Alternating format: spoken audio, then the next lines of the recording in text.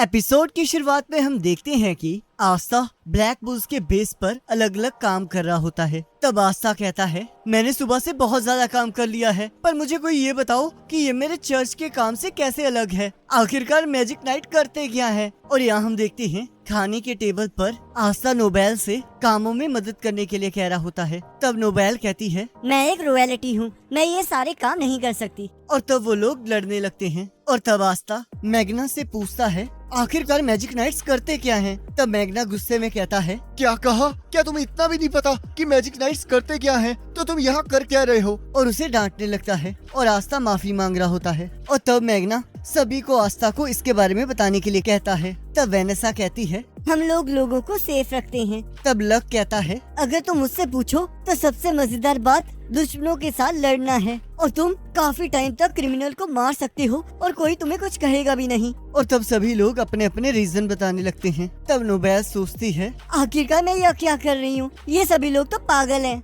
तब मैग्ना कहता है, अब तुम्हें समझ आया कि मैजिक नाइट्स करते क्या हैं? तब आस्था मना कर देता है। और तब कैप्टन मैग्ना को अपने साथ चलने के लिए कहते हैं। और तब आस्था भी उनके साथ जाने की जिद करने लगता है। तब मैग्ना कहता है, ये एक इम्पोर्टेंट मिशन है और इसे सिर्फ अडल्ट्स ही कर सकते हैं। और तब सभी लोग भी अपने अपने काम को करने के बारे में सोचने लगते हैं। तब आस्था सोचता है, कैप्टन यामी और मैग्ना को देखकर लगता है कि वो दोनों किसी जरूरी मिशन पर गए हैं। और यहाँ हम देखते हैं वो लोग जुए में सब कुछ हार रहे होते हैं और पूरी तरह नंगे हो जाते हैं। तब कैप्टन यामी कहते हैं, हम एक और आखिरी मैच खेलेंगे। तब एक बूढ़ा आदमी कहता है, पर अब तुम्हारे पास खोने के लिए कुछ भी नहीं बचा है, तुम तो पहले से ही नंगे हो चुके हो। तब कैप्टन यामी कहते हैं, मेरे पास अभी भी ये बुक है। तब मैग्ना उन्हें मना कर रहा होता है। तब वो बूढ़ा आदमी कहता है, इसे छोड़ो, मेरे पास एक आइडिया है। अगर तुम हारते हो तो तुम मेरे लिए कोई भी एक काम करोगे जो मैं तुम्हें कहूँगा। और तब कैप्टन यामी उस चीज के लिए हाँ कह देते हैं। और तब वो फिर से जुआ खेलने लग जाते हैं।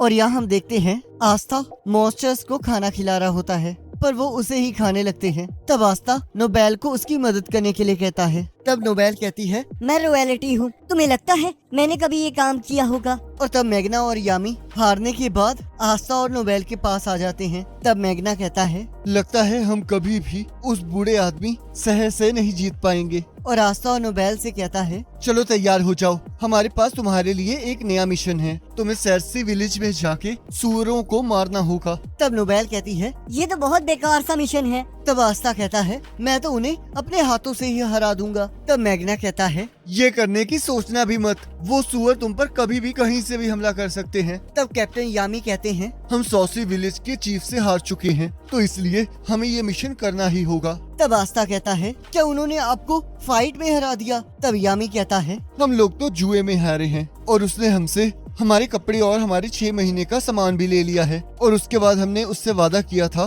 कि हम उसके लिए कोई भी एक काम करेंगे, तो इसलिए हमें उसके लिए उन सुअरों को मारना ही होगा। जिसे सुनकर आस्था और नोबेल दोनों शॉक हो जाते हैं। तब आस्था कहता है, पर इसका हमारे से क्या लेना देना? तब नोबेल कहती है, हारे तो आप लोग हो, तो हम इसमें क्या कर सकते हैं? तब मैग्ना कहता है, तो तुम लोग क्या चाहते हो? कैप्टन यामी खुद अपनी मिस्टेक्स को ठीक करे, इस मिस्टेक को सुधारने का काम हमें ही करना होगा। तब कैप्टन यामी कहते हैं, तो अब ये तुम्हारी चॉइस है, या तो करो या तुम मरो। तब वो लोग वहाँ जाने के लिए तैयार हो जाते हैं। तब आस्था अपने मिशन के लिए एक्साइटेड हो जाता है। तब नोवेल कहती है, मैं कैसे इस मिशन पर जा सकती हूँ? मैं तो अपने मैजिक को कंट्रोल भी नहीं कर सकती। तब मैग्ना कहता है, अगर तुम मिशन पर जाओगी तब तुम इसे बहुत जल्दी ठीक कर लोगी, और वैसे भी तुम्हें चिंता करने की जरूरत नहीं है, मैं तुम्हारे साथ चलूंगा। और तब मैग्ना फिनरल से अपना स्पेशल मैजिक यूज करने के लिए कहता है। तब फिनरल कहता है, मैं उसी जगह के लिए अपना स्पेशल मैजिक यूज कर सकता हूँ जिस जगह को मैंने अपने मैजिक से मार्क किया हो,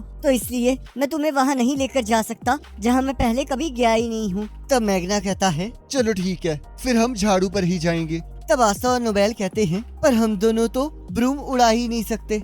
तब मैग्ना दोनों को डांटने लगता है और कहता है, चलो कोई बात नहीं, लगता है मुझे ही तुम्हें उड़ाकर लेकर जाना पड़ेगा, तो तैयार हो जाओ मेरी बेबी क्रेजी साइक्लोन से मिलने के लिए। जिसे देखकर आस्था बहुत एक्साइटेड हो जाता है। तब नोबेल कहती है, ये तो बहुत ज्यादा बेकार है। और तब मैग्ना अपने मैजिक से अपने ब्रूम को उड़ाने लगता है। और तब नोबेल और मैग्ना फिर से लड़ने लगते हैं। और यहाँ आस्था बहुत ज्यादा खुश हो रहा होता है। तब मैग्ना उसे आराम से बैठने के लिए कहता है। और तब आस्था जैसे ही नोबेल को पकड़ता है, नोबेल उसे मुक्का मार के नीचे गिरा देती है, पर मैग्ना उसे एन मौके पर पकड़ लेता है। और तब हम यहाँ देखते हैं कुछ लोग सैसी विलेज पहुँच जाते हैं और जैसे ही उन पर जंगली सुअर हमला करते हैं तब एक मैजिक यूजर उन सभी को फ्रीज कर देता है और अपने साथियों से कहता है यहाँ एक मैजिक स्टोन है, तो जाओ और उसे ढूंढो। और तब वो मैजिक यूजर अपनी फूंक से उन फ्रीज किए हुए सुअरों को तोड़कर उड़ा देता है। और यहाँ हम देखते हैं जंगली सुअर आस्था को इधर उधर फेंक रहे होते हैं। तब नोबेल कहती है क्या हमें इसकी मदद नहीं करनी चाहिए?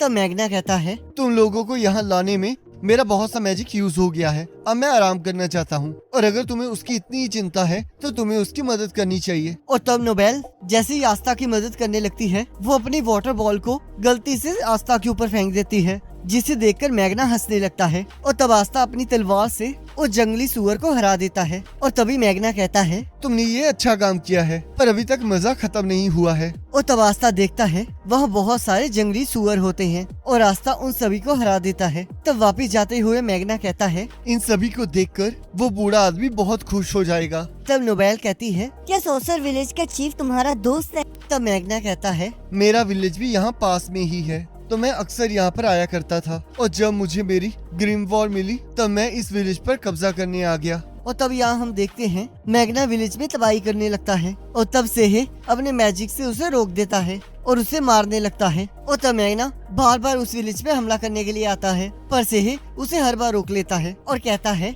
एक असली मर्द हमेशा कमजोरों की मदद करता है। तब नोएल कहती है लगता है वो बहुत ज्यादा स्ट्रॉन्ग होगा। तब मैग्ना कहता है बस उसके पास इतनी मैजिकल पावर थी कि वो एक मैजिक नाइट बनना चाहता था और उसी ने मुझे मैजिक नाइट्स का एंट्रेंस एग्जाम देने के लिए कहा था। तब से ही मैग्ना को एंट्रेंस एग्जाम देने के लिए कहता है। तब मैग्ना कहता है मुझे नहीं लगता मेरे जैसा छोटे विलेज का आदमी ये काम कर सकता है। तब से ही कहता है तो क्या हुआ, अगर तुम छोटे विलेज से बिलोंग करते हो, अगर तुम चाहो तो तुम कुछ भी कर सकते हो। मैं चाहे अपना सपना पूरा नहीं कर पाया, पर तुम करोगे। और तब यहाँ मैग्ना कहता है और जब मैंने मैजिक एंट्रेंस एग्जाम पास किया तब उससे ज्यादा कोई खुश नहीं था। और तब मैग्ना देखता है सैसी विलेज के आसपास बहुत सारी धुंध होती है। तब आस्था कहता है यहाँ क्या हुआ है? तब नोएल कहती है ये एक मिस्ट मैजिक है, अगर तुम इसके अंदर जाओगे तो तुम कभी भी कहीं नहीं पहुंच पाओगे। तब मैग्ना कहता है आखिरकार ये मैजिक किसका है? यहाँ के विलेजर्स इतने स्ट्रॉन्ग नहीं हैं कि ऐसा मैजिक कास्ट कर सके। लगता है यहाँ पर कुछ बुरा हुआ है, तो आस्था अपनी स्वॉर्ड को यूज करके इस मिस्ट को काटो।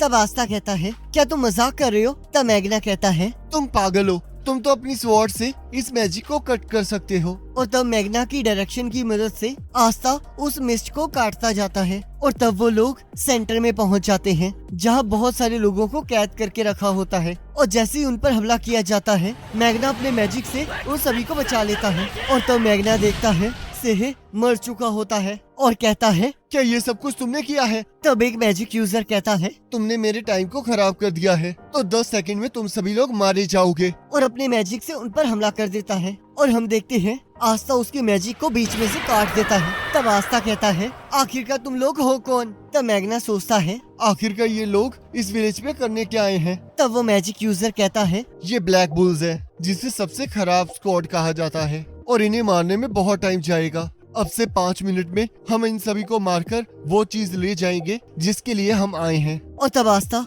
जैसे ही उस पर हमला करने लगता है एक मैजिक यूजर उस पर मिस्ट कास्ट करता है, पर आस्था उसे भी चीर देता है। तब वो मैजिक यूजर कहता है तो इस तरह उसने मेरे आइस मैजिक को काटा था। मुझे नहीं पता ये कैसे काम कर रहा है, पर इसकी स्वॉर्ड किसी भी मैजिक को काट सकती है, तो इसे मैं अपने पास नहीं आने दे सकता। तब आस्था कहता है तो बताओ तुम इन विलेजर्स को क्यों मारना चाहते हो? तब वो मैजिक यूजर कहता है ये दुनिया अलग अलग रीजन्स में बटी हुई है, जिसमें से पहली है नोवल रैम जिसमें रॉयलिटी रहती है, दूसरी है कॉमनर रैम जिसमें कॉमनर रहते हैं, और तीसरी है फोरसेकन रैम, और सैसी विलेज उसी के अंडर आता है। और ये लोग डेली यूज के मैजिक के अलावा कुछ नहीं कर सकते, तो ये लोग बिना दिमाग के बीस्ट हैं, तो इसलिए मैं इन्हें खत्म कर रहा हूँ। जैसे कि तुम अपने आप को ही ले लो, तुम्हारे पास इतनी मैजिक पावर है कि तुम मैजिक नाइट्स में जा पाए हो, और तुम लोग इन्हें इसलिए बचाने आए हो क्योंकि ये तुम्हारे मिशन का पार्ट है। पर सच्चाई तो ये है कि तुम लोग इन्हें ऐसे देखते हो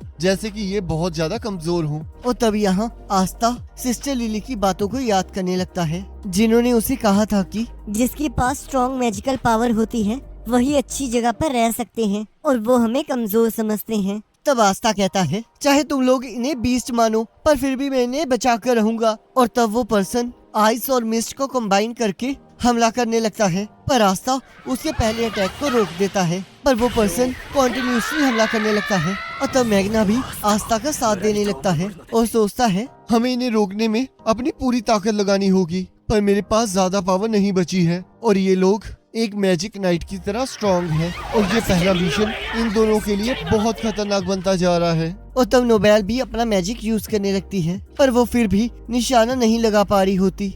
तब वो पर्सन कहता है ये लोग तो अपने आप को भी नहीं बचा सकते, तो अगर तुम इन्हें यहीं छोड़ जाओगे तो मैं तुम्हारी जिंदगी बख्श दूंगा। तब आस्था और मैग्ना दोनों ये करने से मना कर देते हैं। तब नोबेल सोचती है मैं एक रॉयलिटी हूँ और मेरे पास इनसे ज्यादा ताकत है, पर मैं फिर भी कुछ नहीं कर पा रही हूँ। और तब वो वहाँ से जाने लगती है। तब एक लड़की उसे बचाने के लिए उससे मदद मांगती है। तब नोबेल सोचती है मुझे किसी भी तरह इसकी मदद करनी ही होगी। और तब हम देखते हैं उसकी ग्रिम वॉर में न्यू स्पेल अनलॉक हो जाता है और तब वो अपने मैजिक को एक्टिवेट कर लेती है और सबके आसपास एक मैजिकल लेयर बना देती है और कहती है मैं इन्हें बचा कर रहूंगी क्योंकि मैं एक रॉयलिटी हूँ और ऊपर से ब्लैक बुल्स की मेंबर भी हूँ। और तब हम देखते हैं उस पर्सन का मैजिक उस शील्ड को पार नहीं कर पा रहा होता और तब आस्था नोबेल के मैजिक में से निकलते हुए उस पर्सन पर हमला कर देता है और कहता है मेरे पास एक भी मैजिक का कतरा नहीं है, पर मैं फिर भी तुम्हें मार कर रहूंगा। और तब वो पर्सन हंसते हुए कहता है चाहे तुम्हारी स्वॉर्ड मैजिक को काट सकती हो, पर तुम्हारे जैसे मामूली इंसान के हाथों में ये बेकार है। और वो आस्था के ऊपर हमला कर देता है और तब वो पर्सन नोबेल के वाटर मैजिक को फ्रीज करने लगता है और कहता है चाहे तुम्हारी मैजिकल पावर बहुत ज्यादा हो, पर मैं फिर भी एक आदमी के लिए रास्ता बना सकता हूँ और अब तो तुमने मेरा बहुत ज्यादा टाइम वेस्ट कर दिया है, तो अब तो तुम्हें इसका भुगतान करना ही होगा। तब मैग्ना सोचता है मेरे पास ज्यादा मैजिकल पावर नहीं बची है, चाहे फायर आइस की दुश्मन हो, पर इस पर्सन के पास मेरे से बहुत ज्यादा पावर है, तो मुझे माफ कर देना कैप्टन यामी, मुझे नहीं लगता मैं ये फाइट जीत पाऊंगा। और तब आस्था फिर से उस आदमी पर हमला कर देता है, पर वो आदमी बार बार आस्था को चोट पहुंचा रहा होता है। पर हम देखते हैं आस्था भी हार नहीं मान रहा होता और तब मैग्ना को याद आता है कि कैसे इस विलेज के लोगों ने उसके मैजिक नाइट बनने पर उसे चीयर किया था और तब से ही ने उसे ताकतवर इंसान बनने के लिए कहा था। तब मैग्ना कहता है तो अब मैं इनसे हार नहीं मान सकता, तो नोएल तुम यहीं रुको और मैं इसे बाहर जाकर संभालता हूँ। तब वो पर्सन आस्था से कहता है तुम्हारे जीतने का कोई भी चांस नहीं है, तो तुम हार क्यों नहीं मान लेते। तब आस्था कहता है अगर मैं हार मान जाऊंगा तो इन्हें कौन बचाएगा। मैंने कुछ रियलाइज किया है, कभी न कभी मैं विज़र्ड किंग बनूंगा, पर ये सिर्फ विज़र्ड किंग बनने का प्रॉमिस नहीं है, ये लोगों को बचाने का प्रॉमिस है। तब वो पर्सन कहता है तुम तो 1 मिनट में मरने वाले हो। तब मैग्ना कहता है अगर तुम्हें इसे मारना है तो तुम्हें सबसे पहले मुझसे निपटना होगा। और तब वो आस्था को तैयार रहने के लिए कहता है और अपनी पूरी ताकत से उस पर्सन के ऊपर हमला करता है। और तब वो पर्सन जैसे ही मैग्ना पर हमला करने लगता है, पीछे से आस्था मैग्ना के स्पेल को रिपेल कर देता है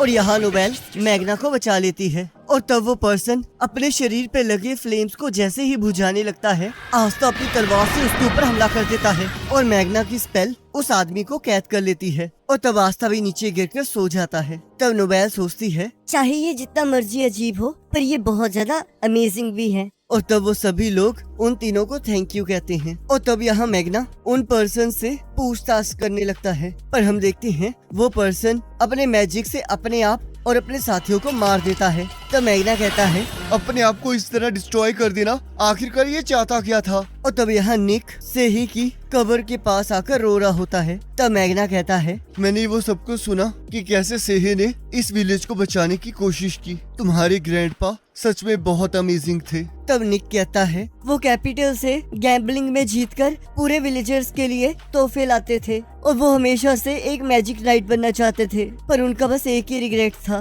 कि जब वो जवान थे तब उन्होंने ज्यादा मेहनत क्यों नहीं की थी। पर फिर भी वो बहुत खुश थे क्योंकि मैग्ना हमेशा उन दोनों के लिए मेहनत कर रहा था। तो क्या लगता है मैग्ना, क्या मैं भी मैजिक नाइट बन सकता हूँ? तब मैग्ना कहता है तुम जो चाहो वो कर सकते हो। और आस्था कहता है तुम मुझे ही देख लो, मैं एक कॉमनर हूँ जिसके पास कोई मैजिकल पावर नहीं है, पर फिर भी मैं मैजिक नाइट बन चुका हूँ। और देखना जिस टाइम तुम मैजिक नाइट्स ज्वाइन करोगे तब तक मैं विज़र्ड किंग बनने के और भी ज्यादा करीब पहुँच चुका हूँगा और हम लोग तुम्हारा इंतजार करते रहेंगे। और तब हम देखते हैं एक एंटी बर्ड आस्था के पास एक मैजिक स्टोन ले आती है और उसे मारने लगती है। तब आस्था कहता है आखिरकार ये स्टोन कैसा है। तब निक कहता है ये मेरे ग्रैंडपा का है। तब आस्था उस बर्ड से उसे छीनने लगता है। तब निक उसे वापस लेने से मना कर देता है और तब वो बर्ड फिर से आस्था को तंग करने लगती है और सभी लोग हंसने लगते हैं। और यहाँ एक पर्सन कहता है तो अब वो मैजिक स्टोन ब्लैक बुल्स के पास है। चलो कोई बात नहीं, जब तक हम तैयार नहीं हो जाते